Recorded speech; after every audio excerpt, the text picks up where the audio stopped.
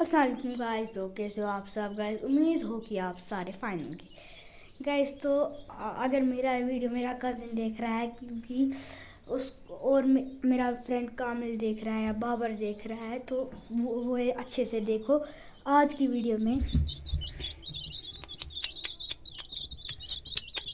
आज समझ गाइस, इनके साथ हम अभी खेलेंगे नहीं, क्योंकि गाइस अभी इनके ऊपर गिरा पानी बहुत सारा। मोटर का हमें लीक हो गया इनके ऊपर। हमने इनको रखा ब्लोवर में, हीटर में, कॉटन में, पता नहीं क्या क्या, फिर रखा, फिर दिया बहुत ज़्यादा खाना, पानी गर्म पानी। अब फाइनली हो गए हैं ठीक, साथ है बराबर। अब मेरे अगर कोई फ्रेंड है वो खेल सकता है। और ज़ैद अजीज़ जो मेरे कज़िन है, उन्होंने मुझे दिए हैं। तो welcome back to new video, bye bye. और कामिल या और कोई मेरा सा व्यूअर अगर आप देख रहे हो तो आ जाओ मेरे घर खेलना। मैं रह सकता हूँ छानपुरा, श्रीनगर, कश्मीर।